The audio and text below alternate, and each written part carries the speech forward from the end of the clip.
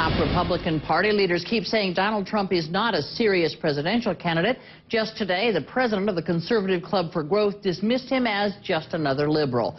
The trouble is, the latest CNN poll among Republican voters shows Trump tied with Mike Huckabee at the top of the 2012 presidential pack, each with 19%. So, serious or not, Trump seems to be for real. We want to talk it over with Republican strategist Alex Castellanos, Democratic strategist Maria Cardona, and CNN senior White House correspondent Ed Henry is at his post.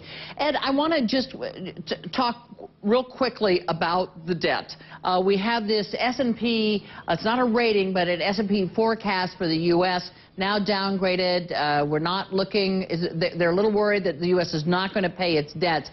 I'm wondering if the president has any plans to go out and explain to the American people what's at stake here, because I'm not entirely clear that either party has done a good job explaining to folks what's at stake. Well, I think you're right, Candy, and that's why one speech that the president gave last week at George Washington University, received well by some, is not going to cut it. They realize that here at the White House, and that's why he is, in fact, going out on the road later this week. He's going to be in California, town hall meeting at Facebook headquarters, try to engage the public through social media, etc., but also stopping in Reno, Nevada for another event. Obviously, Nevada, one of those many swing states in 2012, so there'll be some politics, no doubt, but also gives the president an opportunity to engage voters in key states on what's really at stake here. Because, again, one speech at George Washington University is not going to be enough.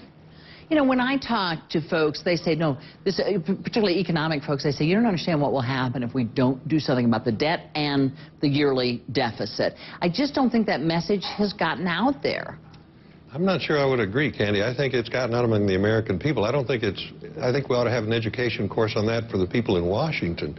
We just had the biggest political transformation in 50 years. Democrats got kicked out of Congress. Republicans took over. Republicans gained 18% gain in the Senate, and President Obama's ratings are in the toilet because of the deficits. Americans basically understand you can't keep spending more than you take in. At some point, the reckoning comes due. They understand we're taxing our children. We can't even tax ourselves enough to pay this debt. We're now passing that debt along to the next generation. The American people are incensed and outraged about this.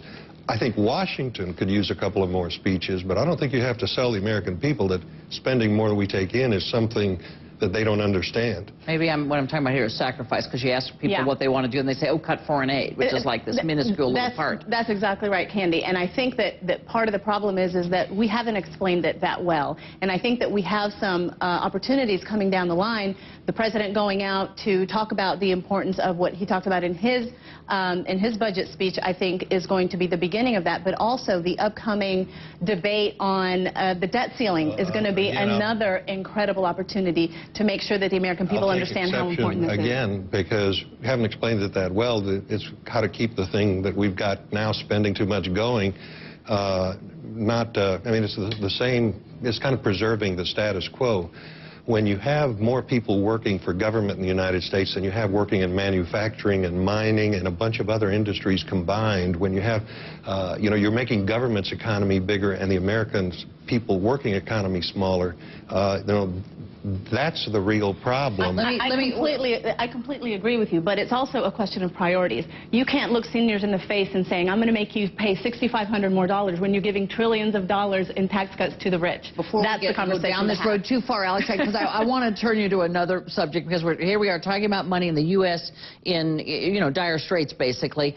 Spending now so far about $600 million on operations in Libya. I spoke with Donald Trump about this, and he had an interesting take on where we might want to go get this money. Take a listen. The Arab League is so wealthy. They have so much money. They have cash pouring out of their ears. And they tell us, and we're a debtor nation, they tell us to go in and take out Gaddafi because we don't like him. Why aren't they paying us? Why aren't they paying us? When they said that, you should have said, we'll go in. We want $5 billion. We've already spent $1.5 billion on fighting Gaddafi. We want $5 billion right now, and we'll go in. And you know what? That's peanuts for them. They'd give you a check in about 2 seconds. They go boom, boom, boom, thank you very much. But we don't have the mentality that even thinks to ask for it.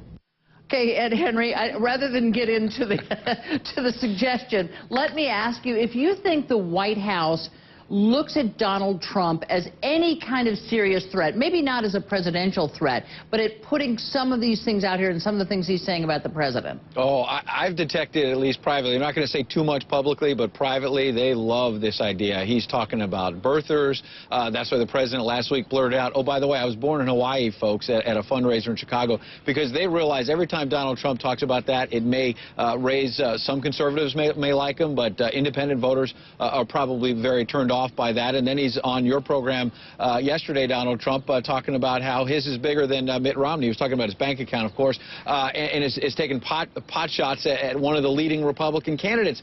They love that inside the White House, and the more Donald Trump wants to do it, they say, God bless him. Before I ask you all about this, but I have to say, if there is a populist there's a populist tone to the things he says. And if you say to people, wait a second, why don't we ask the Arab leagues to pay us for some of this money that we're spending? They go, you know what? That's a great idea. Yeah, it's hard for me, and I think most Republicans, to take Donald Trump seriously as a candidate for president. You know, he's been all over the board, and you just never know which way his hair will blow on an issue. But he represents something serious. I think you're exactly right about that. There is no pro-Trump movement. There is an anti-Washington movement that he's captured the spirit of.